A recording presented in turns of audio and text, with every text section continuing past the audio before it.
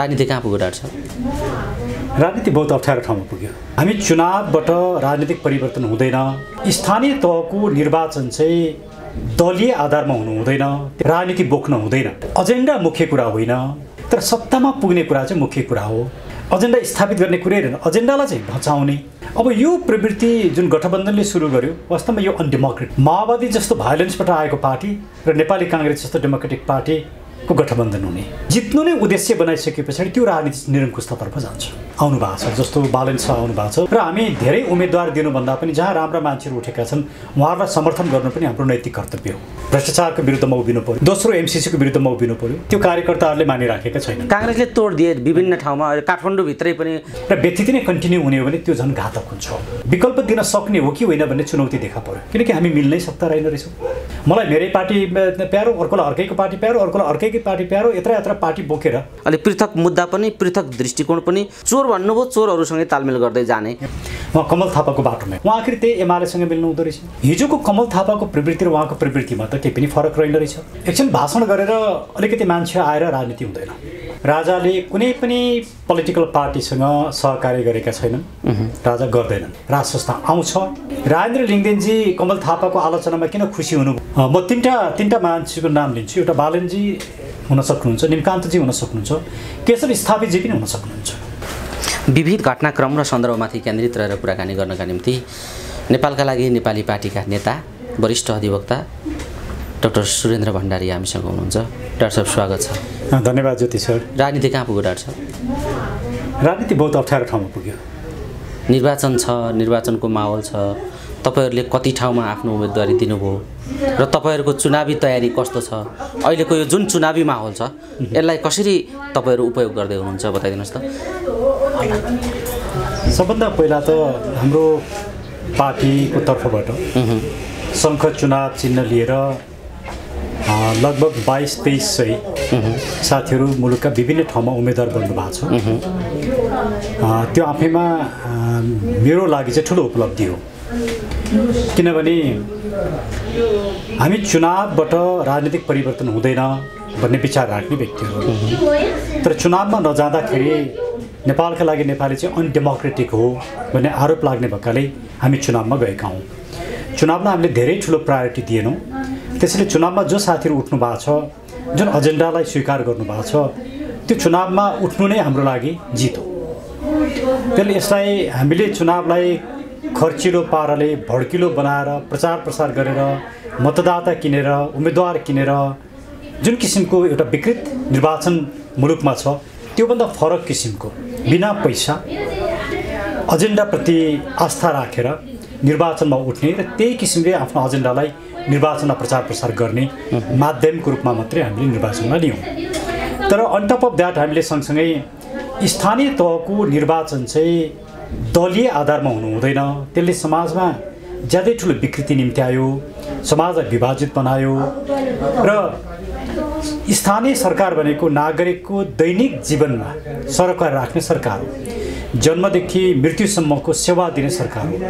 त्यस्तो सरकार चाहिँ राजनीतिक रूपमा विभाजित हुनु हुँदैन, त्यसले राजनीति बोक्न हुँदैन भन्ने हाम्रो विचार भएकाले लगभग हामीले थुप्रै स्वतन्त्र उम्मेदवारहरूलाई सपोर्ट गरेका छौँ।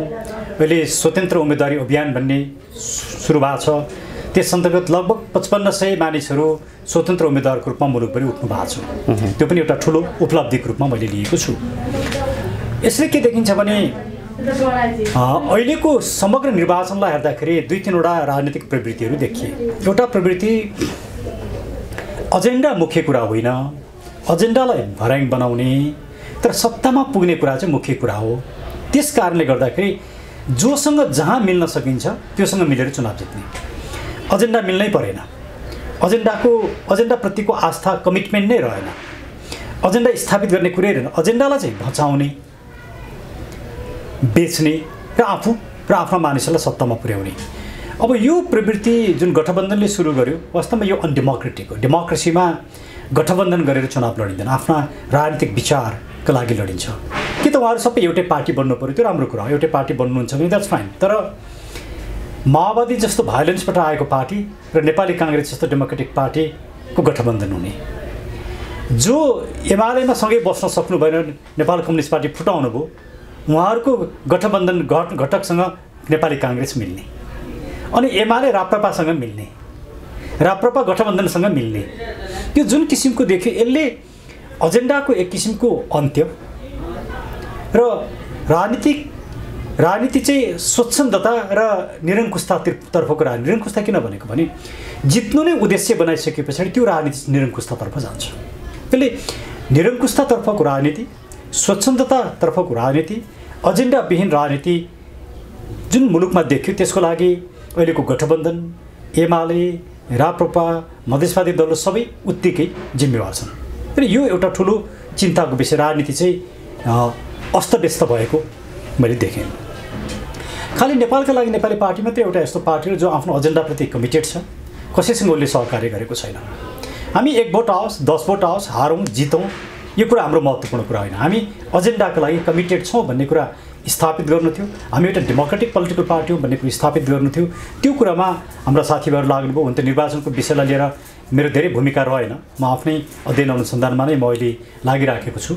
त्यसले गर्दा सागरजी, बालकृष्णजी लगायतका साथीहरूले जुन भूमिका खेल्नुभयो म उहाँहरूलाई धन्यवाद पनि दिन चाहन्छु। मेरो ज्यादै न्यून भूमिका छ र केही समयसम्म मेरो न्यून भूमिका नै रहन्छ।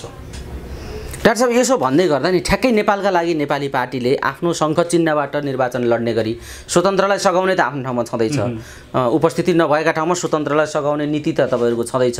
तर ठ्याक्कै शङ्ख चिन्ह जो तपाईँहरूको चिन्ह छ, यो शङ्ख चिन्हबाट नेपालका लागि नेपाली पार्टीबाटै उम्मेदवारी चाहिँ सङ्ख्या कति हो? देशभरिमा कति सङ्ख्यामा उम्मेदवारी दिनुभयो? अहिले बालकृष्णजीले भनेअनुसार 2100 भन्दा बेसी छन्, 2500 भन्दा कम छन्। एक्ज्याक्ट डेटा आइपुगेको छैन। 2100 उम्मेदवारहरू नेपालका लागि नेपाली पार्टीबाट निर्वाचनमा भाग लिँदैछन् यसपालि। त्यो चाहिँ कन्फर्म 2100 स्थानीय निकायको निर्वाचनमा।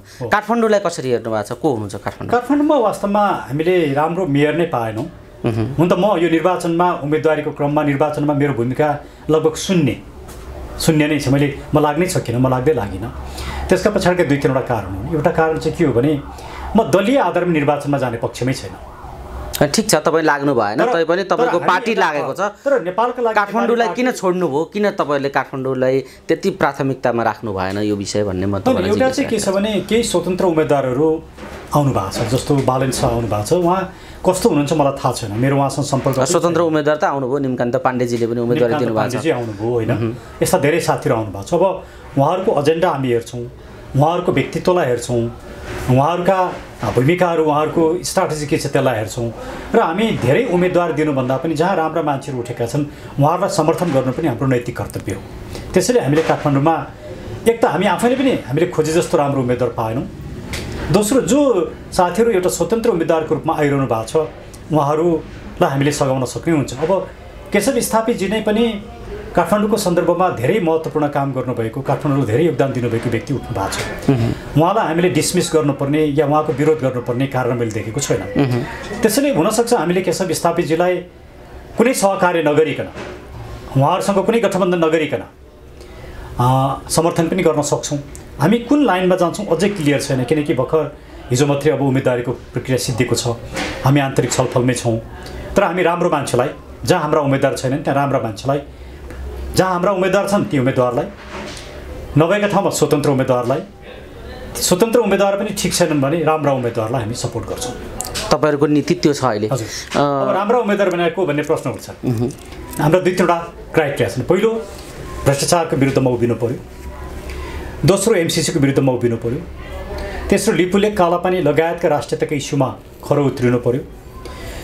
चौथो, यो मुलुकको व्यथिति, लुटतन्त्र र पार्टीलाई जुन एउटा प्राइभेट कम्पनी बनाएको छ त्यसको विरुद्धमा उभिनु पऱ्यो। र स्थानीय निर्वाचन चाहिँ दलीय आधारमा हुनु हुँदैन भन्ने मान्यतामा आस्था हुनु पऱ्यो। त्यस्ता व्यक्तिहरूलाई हामी सपोर्ट गर्छौँ। डाक्टर साहब, यो एउटा पाटो भयो। म अर्को पाटो पनि अलिकति जोड्न चाहन्छु। अहिलेको समग्र राष्ट्रिय राजनीतिको पाटो, जसरी गठबन्धन 5 दलीय गठबन्धन भनिएको छ, एमाले इतरको जुन समूह छ, यो गठबन्धनमाथि जसरी गठबन्धन कडाइका साथ गठबन्धनको एजेन्डा, यो गठबन्धनको आदर्श, गठबन्धनको सहकार्यलाई बलियो बनाउने भन्ने खालको जुन खालको गठबन्धनको एउटा मर्म छ, त्योभन्दा ठिक विपरीत तल अर्कै खालको गठबन्धन सुरु भएको छ। यो कस्तो खालको लक्षण? यो के हो भने यसलाई कसरी हेर्नुहुन्छ? एक त पार्टीको जुन व्हिप छ, पार्टीले जुन निर्देशन दिएको छ, त्यो कार्यकर्ताहरूले मानिराखेका छैनन्। काङ्ग्रेसले तोड दिए विभिन्न ठाउँमा काठमाडौँभित्रै पनि गोकर्णेश्वरमा काङ्ग्रेसले आफ्नो उम्मेदवारी दियो, चितवनमा त्यस्तै स्वतन्त्र उम्मेदवारी दियो, झापामा काङ्ग्रेस र एमालेको तालमेल त्यहाँ गर्न सुरु भएको समाचारहरू आइराखेका छन्। सङ्खुवा सभामा यस्तै निर्णय भयो, वीरगन्जमा यस्तै छ। समग्र देशभरि गठबन्धनको जे निर्देशन हो त्यो तल पालना भयो। अघि नै भने नि यसको अहिलेको निर्वाचन 2-3वटा यसका क्यारेक्टर देखिए। एउटा एजेन्डा प्रतिको आस्था होइन, कमिटमेन्ट होइन, कुनै पोलिटिकल गोल पनि छैन, एजेन्डा पनि छैन, तर निर्वाचन जसरी पनि जित्नुपर्ने, जोसँग जहाँ मिल्दा निर्वाचन जितिन्छ, जोसँग जहाँ मिल्दा जसलाई हराउन सकिन्छ, त्यो किसिमको चरित्रमा राजनीति गयो। यो भनेको राजनीतिमा आएको चरम विशृङ्खलता, स्वच्छन्दता र निरङ्कुशताको सुरुवात भयो राजनीतिमा। यो एउटा डरलाग्दो विषय हो। तर एउटा राम्रो पक्ष यसले के देखाउँदैछ भने अब पोलिटिकल पोलराइजेसन नभइकन साना दलहरू टिक्न सक्ने अवस्था छैन। त्यसैले 3-4वटा मुख्य दलहरू नै अब मुलुकमा ग्रो गर्छन् भन्ने त्यसले सङ्केत गरेको छ। त्यो राम्रो कुरा हो। तर 3-4वटा दल चाहिँ ग्रो गर्ने, तर साँच्चैकै मुलुकमा परिवर्तन नहुने, एजेन्डा समाप्त हुने र व्यतीत नै कन्टिन्यू हुने हो भने त्यो झन् घातक हुन्छ।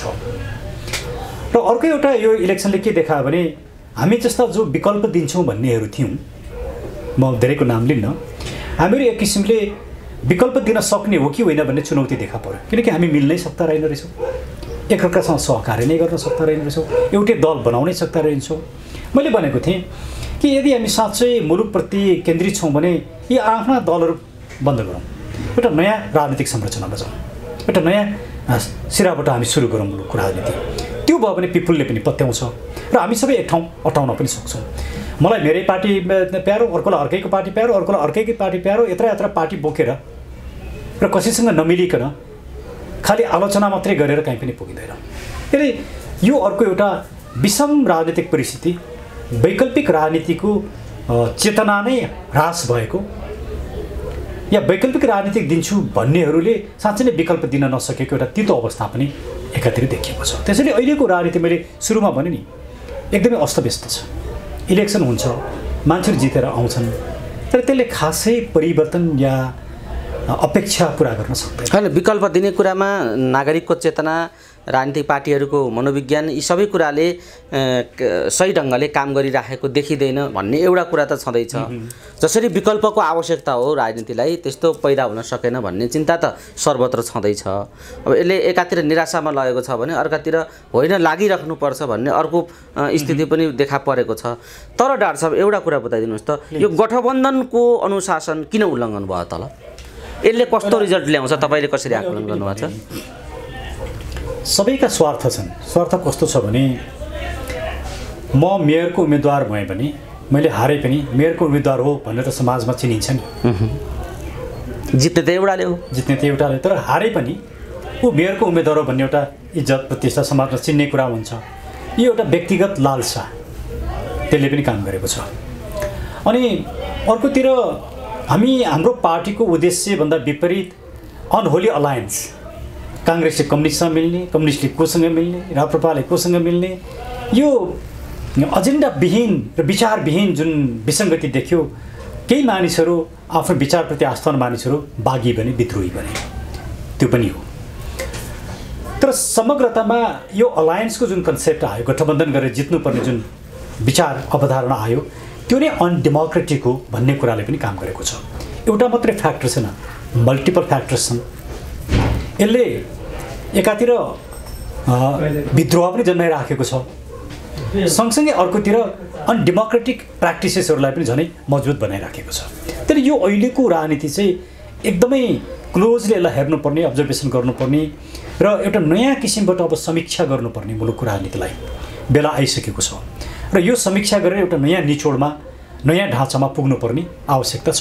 डाक्टर साहब, यसो भन्दै गर्दा अलिकति यी राजनीतिक दलहरू, संसदवादी राजनीतिक दलहरू, गणतन्त्रवादी राजनीतिक दलहरू भन्दा पृथक ढङ्गले आवाज उठाइराखेको र यी अरू चोर हुन् म चाहिँ साधु हुँ भनिराखेका राजेन्द्र लिङ्गदेनजी अलि पृथक मुद्दा पनि, पृथक दृष्टिकोण पनि, र अहिलेसम्म त्यत्रो धेरै विकृत विवादहरूमा नपरेको, भ्रष्टाचारमा नमोचिएको, अलि स्वच्छ छवि जस्तो देखिएको नेतृत्व राजेन्द्र लिङ्गदेनजीको, जो अहिले राप्रपाको नेतृत्व उहाँले सम्हालिसकेपछि राप्रपामा एउटा खालको उभार आयो भनिएको छ। यो उभारलाई तपाईँले अहिले कसरी हेर्नु भएको छ? एउटा कुरा, र अर्को कुरा अन्य राजनीतिक गणतन्त्रवादी राजनीतिक शक्तिहरूको जुन ढर्रा हो जित्नै पर्ने र गठबन्धनको या तालमेलको जुन खालको पोलिसी हो त्योभन्दा अलग र पृथक चाहिँ उहाँ पनि हुन सक्नु भएन। चोर भन्नुभयो, चोरहरूसँगै तालमेल गर्दै जाने खालको एउटा खालको भूमिकामा उहाँ हुनुहुन्छ। उहाँको भाषामा मैले चोर भनेको, उहाँले अरूलाई चोर भन्नुभयो र उहाँहरू जसलाई चोर भन्नुभयो उहाँहरूसँगै तालमेल र गठबन्धनको बाटोबाट उहाँ आउनु भएको पनि हो र अहिले पनि त्यो बाटो चाहिँ उहाँले जारी राख्नु भएको छ।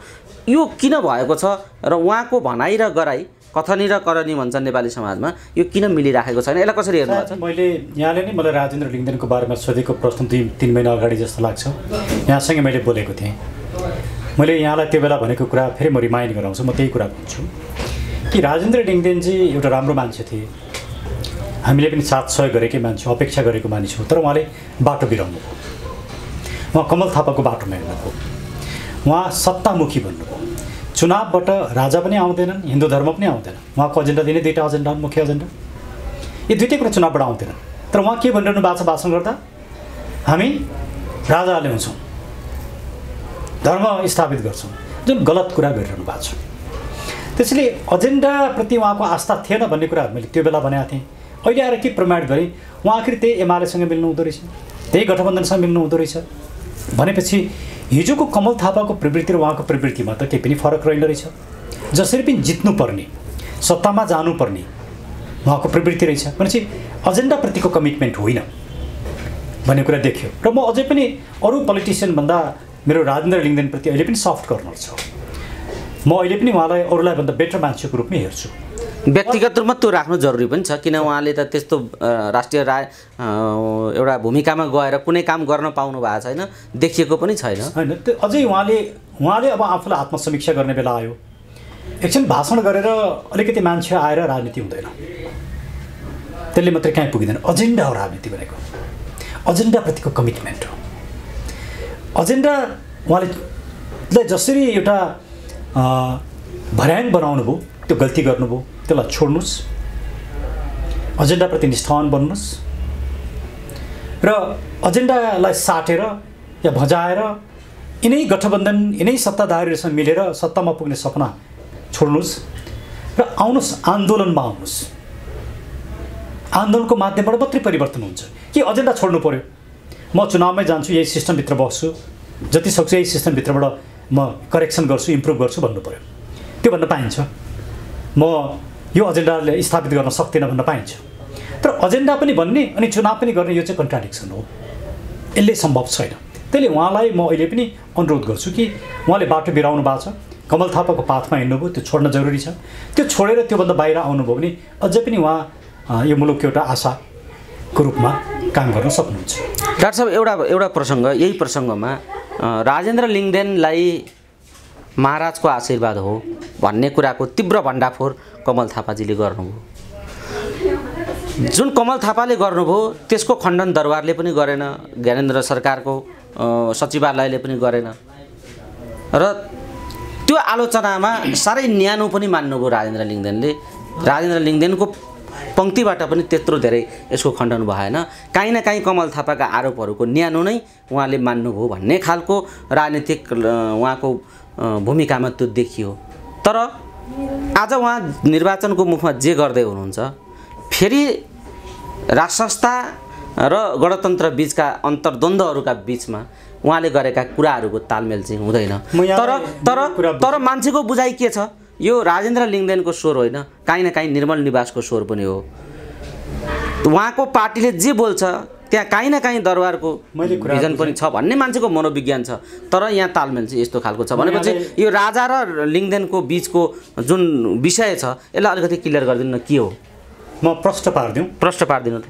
राजाले कुनै पनि पोलिटिकल पार्टीसँग सहकार्य गरेका छैनन्, राजा गर्दैनन्। किनकि कुनै एउटा राजनीतिक दललाई बोकेर राजा आउँदैनन् भन्ने कुरा राजाले बुझेका छन्। यो राप्रपासँग पनि राजाले गर्दैनन्, एकदमै छैन। राप्रपालाई कुनै राजाको साथ समर्थन ग्रेस केही पनि छैन, कुनै पनि दललाई छैन। राजाको प्रष्ट विचार के हो भने सबै राजनीतिक दलहरूले राज संस्था जरुरी छ भन्ने कुरा महसुस गरे र एउटा राजनीतिक रूपमा विरोधाभासको अवस्था नभइकन सबैको साझा सहमतिमा राज संस्था आउने वातावरण सृजना गरे पनि राज संस्था आउँछ र मेरो भूमिका रहन्छ भन्ने कुरामा उहाँको विश्वास छ। तर कुनै एउटा दललाई बोकेर अर्को दललाई समाप्त पारेर अर्को दलको विरोध गरेर राजनीतिक एउटा खिचातानी सृजना गरेर कन्फ्लिक्ट द्वन्द्वको अवस्था सृजना गरेर म आउन चाहनुहुन्न। त्यसैले राजेन्द्र लिङ्गदेनजी कमल थापाको आलोचनामा किन खुसी हुनुभयो भने म पो साँच्चै राजावादी रहेछु भन्ने पिपलमा एउटा भ्रम जान्छ, त्यसैले राजावादीहरूको भोट मलाई आउँछ भनेर म मक्क पर्नुभएको। तर यो वास्तविकता होइन। राजाको कसैलाई पनि कुनै पनि दललाई सबै दलप्रति समान दृष्टिकोण छ राजाको। राजा न्युट्रल छन्। वास्तवमा राजाको जुन यो भूमिका मैले देखिरहेको छु साँच्चै नै प्रशंसनीय छ। होला कतिपय मन नपर्ला, राजाले मलाई साथ दिए मलाई समर्थन गर्दै हुन्थ्यो भन्ने सबैको लाग्ला, तर सबैलाई लाग्छ। काङ्ग्रेस एमाले माओवादीभित्र सबैलाई लागेको छ। लुकी लुकी भेट्ने थुप्रै छन्। त्यो एउटा दलको मात्रै हुने भयो नि।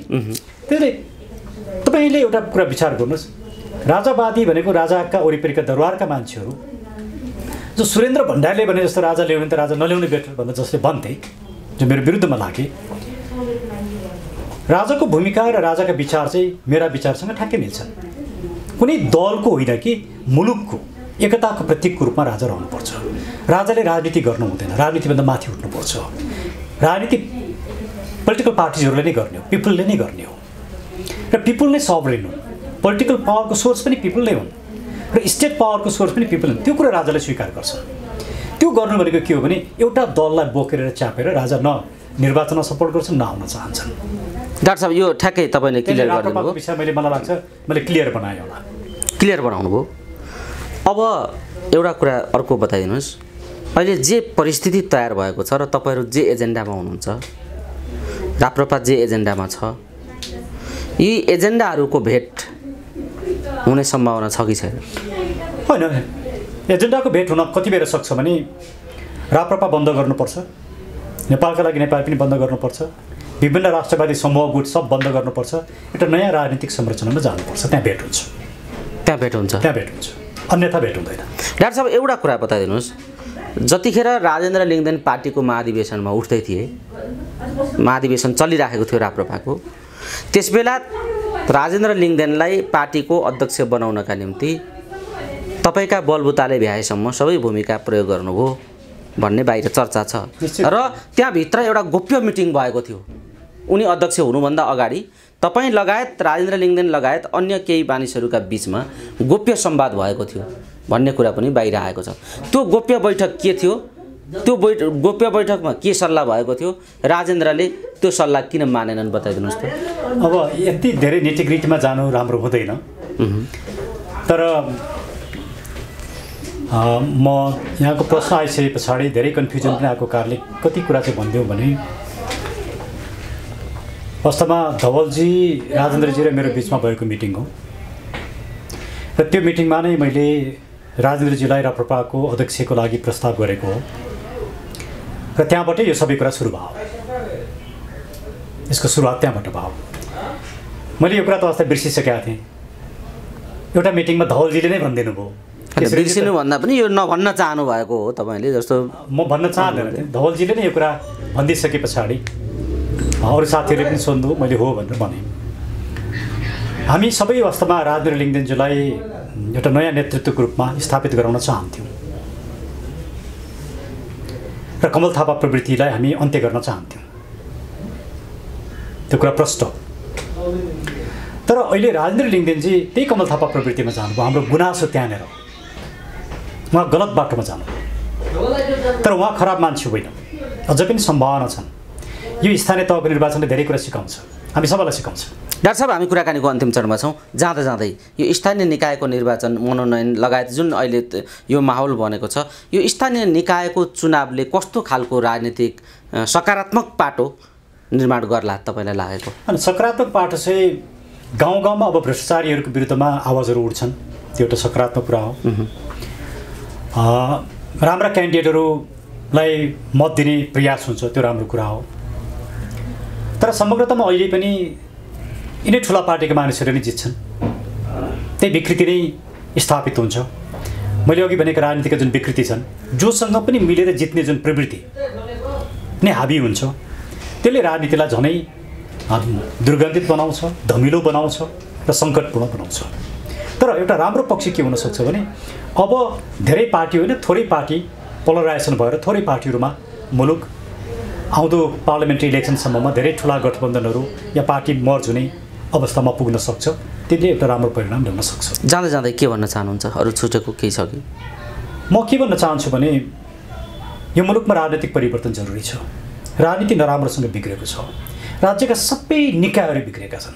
कहीँ न्याय पाइँदैन, कहीँ मानिसले आफू सुरक्षित फिल गर्दैन, नागरिकहरू निराश छन्, समाज बिग्रिएको छ, भताभङ्ग भएको छ। यस्तो अवस्थामा एकचोटि हामी सबैले कहाँ कहाँ गल्ती कमी कमजोरी गऱ्यौँ आत्मसमीक्षा गर्न जरुरी छ। खास गरिकन हामी वैकल्पिक राजनीतिक शक्ति विकल्प दिन्छौँ भन्नेहरूले एकचोटि आफूलाई मन्थन गर्न जरुरी छ। र सबभन्दा पहिला म नेता हुँ, म नेता हुनुपर्छ, मलाई पद चाहिन्छ भन्ने प्रवृत्ति मानसिकताबाट हटाएर म एउटा नागरिक हुँ, यो मुलुक बचाउन मेरो भूमिका छ र मैले भूमिका खेल्नुपर्छ र मैले अरूको नेतृत्व स्वीकार गर्न सक्नुपर्छ भन्ने माइन्डसेट राखेर हामी सबै राष्ट्रवादीहरू, वामपन्थी राष्ट्रवादी शक्तिहरू, डेमोक्रेटिक राष्ट्रवादी शक्तिहरू एक ठाउँमा आउन सक्यौँ भने यो मुलुकमा परिवर्तन सम्भव छ, हुन्छ। डाक्टर साहब, ठ्याक्कै काठमाडौँमा चाहिँ कसलाई समर्थन गर्छ तपाईँहरूको पार्टीले, तपाईँहरूको अभियानले? बताइदिनुहोस् न। राम्रो मान्छेलाई समर्थन गर्छौँ।